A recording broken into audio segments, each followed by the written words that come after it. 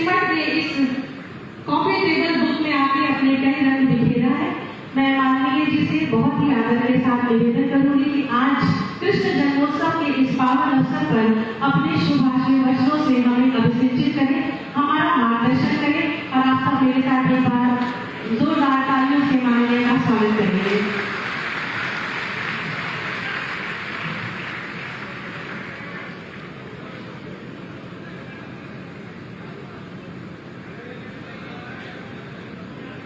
बोले वृंदावन बिहारी लाल की, यमुना महारानी की, राधे रानी की, भारत माता की, वंदे वंदे वंदे। मंच पर उपस्थित पूज्य संतजन, पूज्य संत विजय कौशल जी महाराज, आचार्य रामकृष्ण जी,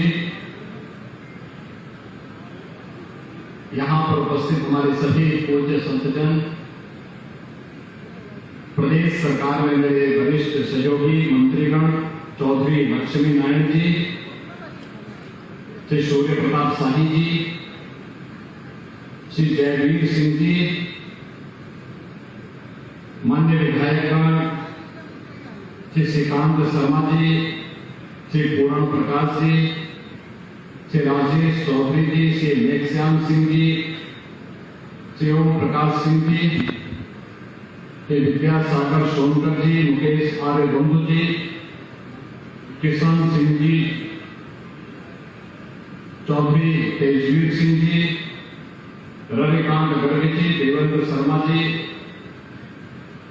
श्रीमती मधु शर्मा जी, श्री विनोद अग्रवाल जी और इस पूरे कार्यक्रम के जो संयोजक हैं, ब्रज तीर्थ विकास परिषद के उपाध्यक्ष श्री शैलजाकांत मिश्र जी और उपस्थित भाइयों बहनों,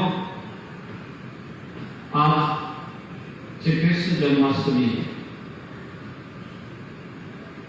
लीलाधारी भगवान श्री कृष्ण का पावन जन्मोत्सव पूरा देश और पूरी दुनिया जहां कहीं भी सनातन हिंदू धर्मावलंबी होगा, आज भगवान श्री कृष्ण के जन्मोत्सव के साथ अपने आप को जोड़ करके धन्य धन्य करता है। और ये हमारा सौभाग्य है कि इस ब्रजभूमि पर हम सबको श्री कृष्ण जन्मोत्सव के कार्यक्रम के साथ साथ मंगलम परिवार के द्वारा अन्नपूर्णा भोजनालय के शुभारंभ कार्यक्रम के साथ जुड़ने का सौभाग्य प्राप्त हुआ। मैं इसके तीर्थ विकास परिषद का और पूज्य संत विजय कौशल जी महाराज का और उनके सभी जो भी शिष्यगण हैं, श्रद्धालुजन हैं, इन सब का हृदय से अभिनंदन करता हूं जिन्होंने श्री कृष्ण जन्माष्टमी की पावन तिथि को इसके लिए चुना है। भाइयों बहनों, मैं यही बात कर रहा था भाई, अगर आप दुनिया के अंदर आधुनिक जितनी भी सभ्यताएं हैं, इनकी जब चर्चा करते हैं तो किसी का 1400 वर्षों का, किसी का 1800 वर्ष का, किसी का 2000 वर्ष का, किसी का 2500, किसी का 2700 वर्ष का अपना एक इतिहास होता है, उसी पर वह गौरव की अनुभूति करता है। जब श्री शैलजाकांत मिश्र जी ने यहाँ पर हम लोगों ने उन्हें जिम्मेदारी दी कि ब्रज तीर्थ विकास परिषद का गठन होना है, आप वहां के हमारे जनप्रतिनिधियों के साथ बैठ करके एक कार्य योजना इसकी तैयार करिए। ये स्वयं भी अमरकंटक में बैठे हुए थे, तो मुझे एक बार अमरकंटक जाने का अवसर मिला था, तो मैंने कहा मिश्र जी आप यहाँ क्या कर रहे हैं? कहा कि मैं यहाँ पर अब अवकाश ग्रहण करके आगे के कार्यक्रमों में लगा। मैंने कहा ये आपको यहाँ बैठने की जगह नहीं, आप ब्रजभूमि में जाइए, पूज्य बाबा देवराम बाबा की पावन भूमि वहां पर जाइए, पूज्य स्वामी हरिदास जी की साधना भूमि पर आप वहां जाइए और वहां पर जो हमारी पौराणिक और ऐतिहासिक भूमि है, उस क्षेत्र के आध्यात्मिक और सांस्कृतिक धरोहर को अछूते बनाए रखते हुए उसके आधुनिक विकास की प्रक्रिया के साथ हम कैसे जुड़ते हैं, इसके लिए आप थोड़ा वहां अपना सहयोग कीजिए। तो उनको जब लोगो बनाना था, लोगों में भी उन्होंने इस बात का बहुत अच्छे ढंग से उल्लेख किया कि कृष्णम वंदे जगत गुरु का एक अपने आप उद्घोष करते थे और अपनी आध्यात्मिक और सांस्कृतिक धरोहर को छुड़े बनाए रखने के संकल्प के साथ इस पर तीर्थ विकास परिषद का गठन किया। और मैं यही कहना चाहता हूं, क्या भगवान श्री कृष्ण का पावन जन्मोत्सव है। भगवान श्री कृष्ण कब पैदा हुए, यद्यपि वह जगत पिता है, लेकिन इस धराधाम पर आकर के अपनी लीलाओं से धर्म, सत्य और न्याय की स्थापना के लिए उनका आगमन आज से 5000 वर्ष पहले इसी धरती पर हुआ था। यही ब्रज क्षेत्र की धरती है, ये वृंदावन है जहां उनकी पूरी लीलाएं घटित थी। यहां से गुजरात तक आप पूरब में चले जाइए, अरुणाचल प्रदेश और मणिपुर से लेकर के पश्चिम में गुजरात और महाराष्ट्र तक भगवान श्री कृष्ण की लीलाओं से, और आज से 5000 वर्ष पहले जब जंगल थे, आवागमन के साधन नहीं थे, उस कालखंड में भी भगवान श्री कृष्ण का अरुणाचल से लेकर के गुजरात तक के पूरे भूभाग पर किस प्रकार का एक अधिकार था, ये किसी से छुपा हुआ नहीं है, किसी से छुपा हुआ नहीं है।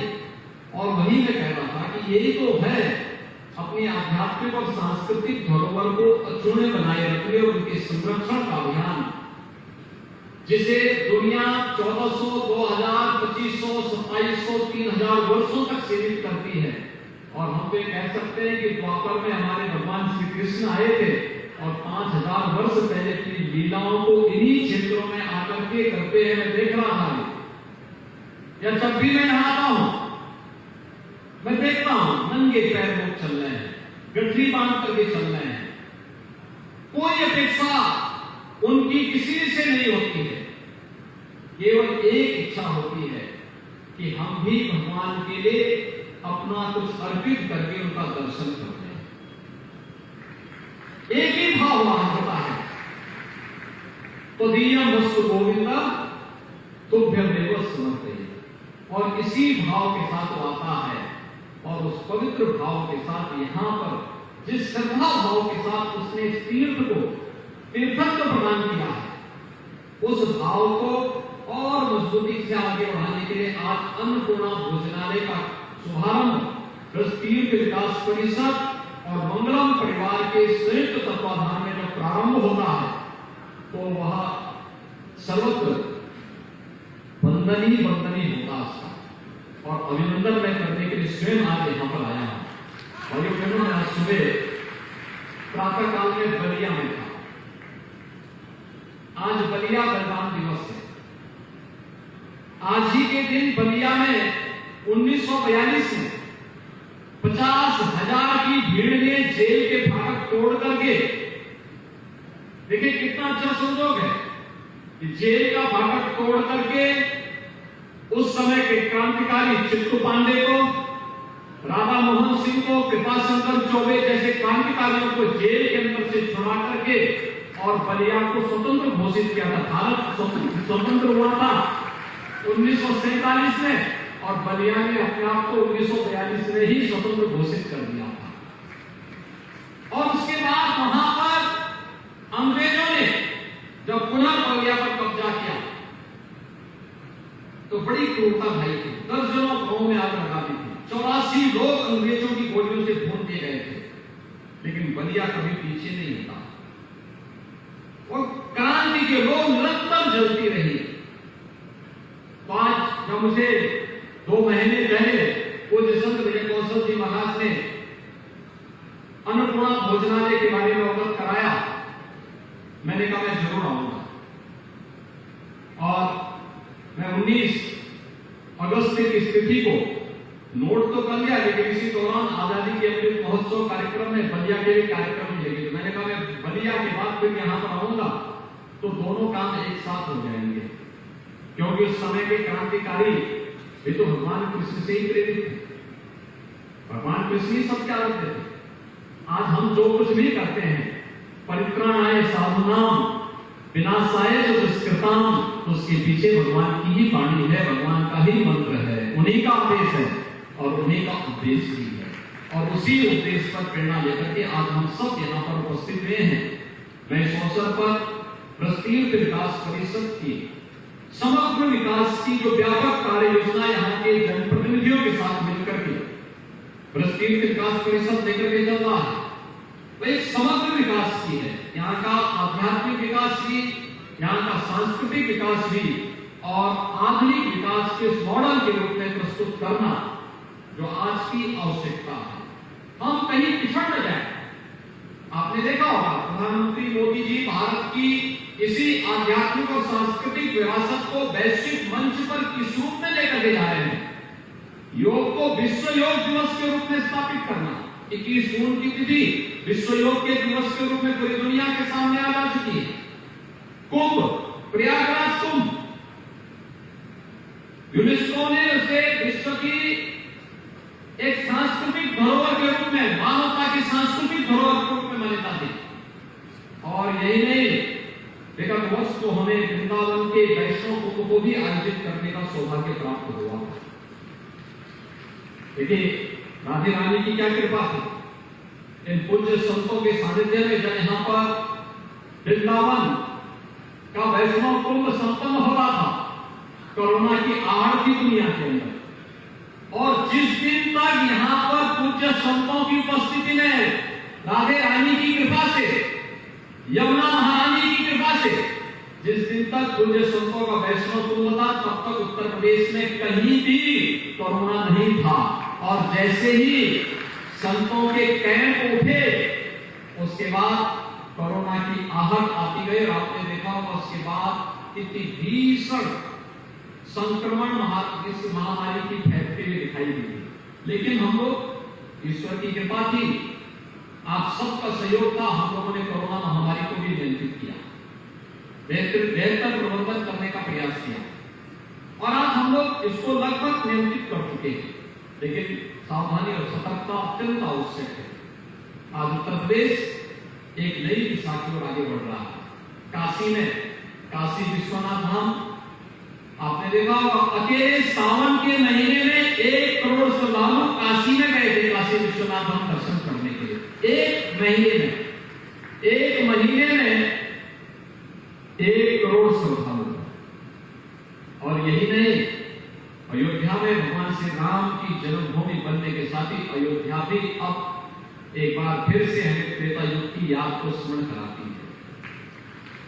आज मथुरा, वृंदावन, बरसाना, गोकुल, बलदेव, गोवर्धन, राधाकुंड, ये जितने भी हमारे पवित्र धाम हैं, तीर्थ हैं, इन सब के समग्र विकास के साथ साथ इनके आध्यात्मिक और सांस्कृतिक धरोहर को सुरक्षित करने के लिए सरकार निरंतर प्रयास कर रही है, निरंतर उसके लिए लगी हुई है।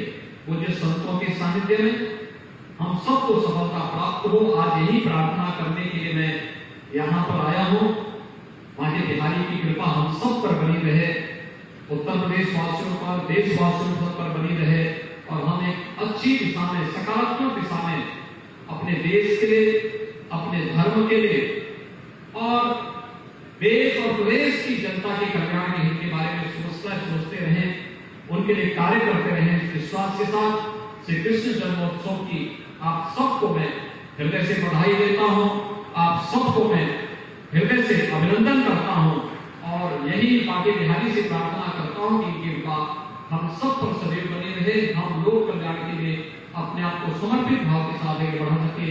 इस भाव के साथ मैं मंगलम परिवार को अन्नपूर्णा भोजनालय के कार्यक्रम को यहाँ पर सफलतापूर्वक संचालन करने के लिए हृदय से अभिनंदन करते हुए अपनी अग्रिम शुभकामनाएं देता हूँ, बधाई देता हूँ और विश्वास करता हूँ कि हम सब मिलकर के इस पवित्र धाम को और भी पवित्रतम स्तर पर ले जाकर के आम जन की भावनाओं को सम्मान दे सके, उनकी आस्था को एक नई ऊंचाई प्रदान कर सके। इस अवसर पर हमारे जितने भी पूज्य संतजन आए हैं, हरिद्वार से हमारे आचार्य बालकृष्ण जी आए हैं, पूज्य संतों की उपस्थिति, मुझे उनका स्वागत करने का सौभाग्य प्राप्त हुआ।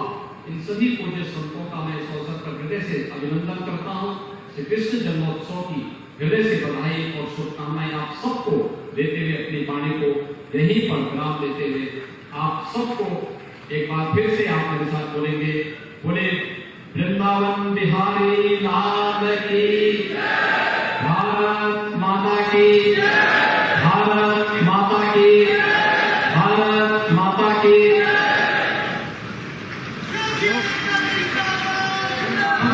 धन्यवाद और आभार माननीय आपके आशीर्वचनों के लिए, प्रेरणादायी